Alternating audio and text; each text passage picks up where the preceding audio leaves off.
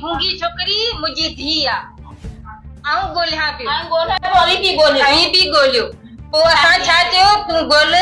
आऊं तो वट पलांद थी विचा तुझी पेरन ते थी पवा अबा मुके गोले दे मुझी न्याई आ तुझे सहारे तुझे पाड़े में वेठा आयूं जे हां आऊं गोलिया पियो अहां जी न्याणी कोन हुई मुझी न्याणी हुई मुझी असां के गोले हथ करे दे असां के चयो हा बा गोले हथ करे दींदा अवां सा गड हला पियो अवां सा गड रुला पियो आऊं ॾिसां पियो जे असां के इए करे असां में ई टाइम असां का विञायो आ पाण कम कया असां के विहारे छड्या के गलाण कोन ॾिना असीं वेही रहियासीं इन गलन में असीं वेही रहियासीं तॾहिं असां का मथे चढ़ी वियो न्याणियूं वठी वई मुझे नंढड़ा छोकरा वठी वई मुझे हिकड़ो मुझो छोकरो नंढड़ो आ मुझी छोकरी वट गूंगी सगा सवा रहे नथो जी वई आ ये मना रड़ियो करे रात दी मना उठंदो आ अजी बुधो मुझी हासिल करियो न्याणी हासिल करियो बस मुझी न्याणी हासिल करियो मुके न्याणी खपे बस अहां जो इंसाफ खपे बस मुके इंसाफ खपे कल का वठी यो खणी गया छोकरी के उते वनी चाउ निकाह नामो तो करे ओड़ी आ गलाए कोन थी सब मुझी कोल्हन के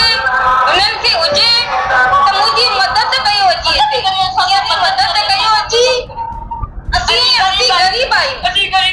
असा जी अची मदद करियो असा जी कोल्हाणी आ कृष्णा ओ अचे असा वट इते मौजूद थिए असा वट अचे असा जी मदद करे अची सोडी कोली भी अचे इते मुझी अची मदद करे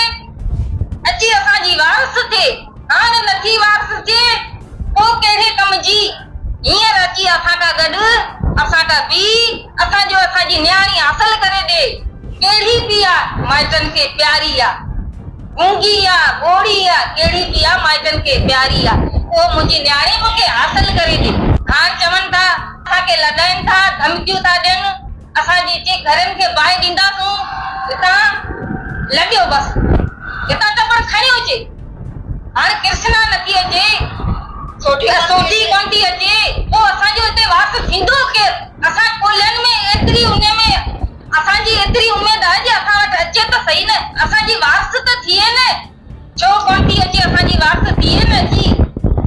वास थिए असा जी ओ बसी आ जा कोली आयू